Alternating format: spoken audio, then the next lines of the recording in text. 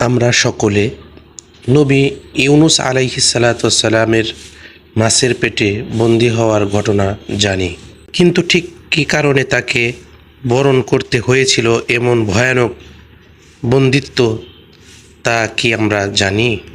মুসেলের একটি জনপদে নবী হিসেবে প্রেরণ করেছিলেন।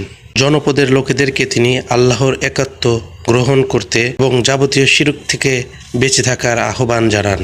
কিন্তু মুসেলের ওই জনপদের অধিবাসীরা কর্ণপাত করে না ইউনুস আলাইহিস সালামের আহ্বানে।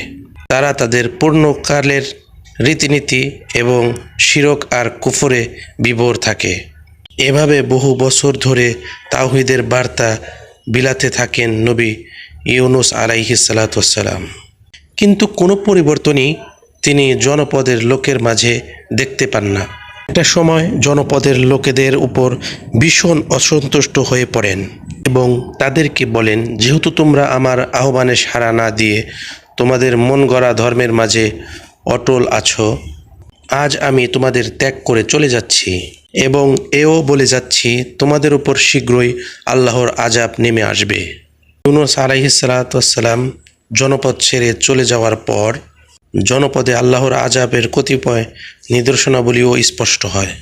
এতে বেশ ঘাবড়ে যায় জনপদবাসী। তারা বাড়িঘর ছেড়ে দল বেঁধে জঙ্গলের দিকে চলে যায় এবং অবিরত কান্নাকাটির মাধ্যমে আল্লাহ সুবহানাহু ওয়া তাআলার কাছে তওবা করতে থাকে নিজেদের ভুল ত্রুটির জন্য।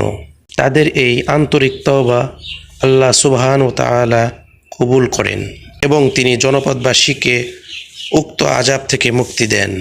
এদিকে ইউনুস আলাইহিস সালামের ধারণা ছিল যে আল্লাহর আযাব আসবে এবং জনপদবাসীও এতে ধ্বংস হয়ে যাবে। কিন্তু যখন শুনতে পেলেন আল্লাহর আযাব আসেনি, তখন তিনি বেশ চিন্তায় পড়ে গেলেন। ভাবলেন, যদি আমি তাদের মাঝে ফিরে যাই, নির্ঘাত তারা আমাকে মিথ্যাবাদী সাব্যস্ত করবে। তাফসিরে এও আছে, ইউনুস আলাইহিস সালামের জনপদে একটি রীতি প্রচলিত ছিল যে তাদের মাঝে কেউ যদি মিথ্যাবাদী সাব্যস্ত হয় তাহলে তাকে হত্যা করে ফেলা হতো। আল্লাহর আযাব না আসাতে ইউনুস আলাইহিস সালাম ভাবলেন, ফিরে গেলে তার প্রাণনাশেরও আশঙ্কা আছে বৈকি। এমন ভাবনা থেকে তিনি মুসেলে অর্থাৎ নিজের জনপদে ফিরে না গিয়ে অন্যত্র হিজরত করা শুরু করলেন। পথিমধ্যে একটা নদী পড়ল। অনেকের সাথে তিনিও একটা নৌকায় উঠে বসে পড়লেন নদী পার হওয়ার জন্য। তাদেরকে নিয়ে নৌকা যখন মাঝ দরিয়ায় পৌঁছল, তখন কোনো এক কারণে নৌকা আটকে গিয়ে ডুবে যাওয়ার উপক্রম হয়। ডুবে যাওয়া থেকে নৌকাকে বাঁচাতে হলে কি করতে হবে? মাঝিরা বলল, নৌকায় থাকা কোনো এক ব্যক্তিকে নদীতে ফেলে দিলেই নৌকা হালকা হবে এবং নৌকা মুক্ত হবে। কিন্তু কাকে ফেলা যায় নদীতে? একটা লটারি করা হলো এবং সেখানে উঠে এলো নবী ইউনুস আলাইহিস সালাতু ওয়াসসালামের নাম। নিজের নাম উঠে আসায় নবী ইউনুস আলাইহিস সালাম নিচ থেকে দরিয়ায় ঝাঁপিয়ে পড়লেন। তখন আল্লাহ সুবহানাহু ওয়া তাআলার নির্দেশে এক বৃহৎ আকৃতির মাছ এসে গলাতকরণ করে ফেলল তাকে। এর পরের ঘটনা তো আমাদের সকলেরই জানা। ইউনুস আলাইহিস সালাম আল্লাহর দরবারে আকুল ফরিয়াদে ক্ষমা প্রার্থনা করেন এবং সেই সুবিখ্যাত লা ইলাহা ইল্লা আনতা সুবহানাকা ইন্নী কুনতু মিনাজ জালিমিন, আপনি ব্যতীত কোনো সত্তা ইলাহ নেই, আপনি কতই না পবিত্র ও মহান, নিশ্চয়ই আমি জালেমদের অন্তর্ভুক্ত হয়ে গেছি। দোয়ার মাধ্যমে আল্লাহর কাছে নিজের ভুল স্বীকার করেন। আল্লাহ সুবহানাহু ওয়া তাআলার কাছে তার ফরিয়াদ পছন্দ হয় এবং তিনি নবী ইউনুস আলাইহিস সালামকে মাছের পেটের ভিতর থেকে উদ্ধার করেন।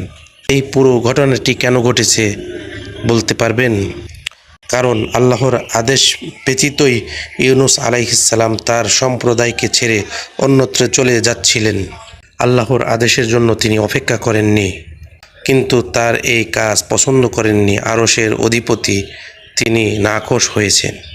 আল্লাহর সিদ্ধান্তের বাইরে গেলে, আল্লাহর আদেশের অপেক্ষা না করে নিজের মর্জি মোতাবেক চলতে গেলে কি ভীষণ বিপদের মুখোমুখি হতে হয় তার একটা নমুনা তিনি ইউনুস আলাইহিস সালামের মাধ্যমে দেখিয়েছিলেন। দরিয়ার গভীর অন্ধকার তলায় মাছের পেটের ভেতরকার গাঢ় ঘন অন্ধকারে ইউনুস আলাইহিসসালামকে সাময়িক সময়ের জন্য রেখে মহান রব এই বার্তা দিয়েছেন যে আল্লাহর সিদ্ধান্তের জন্য অপেক্ষা করাই কল্যাণের। কেউ যদি তার সিদ্ধান্তের বাইরে চলতে চায়, কেউ যদি তার আদেশকে অগ্রাহ্য করতে চায়, সে যেদিকেই মুখ ফিরিয়ে না নেক না কেন, তার সেই পথই হবে বিপদ সংকুল।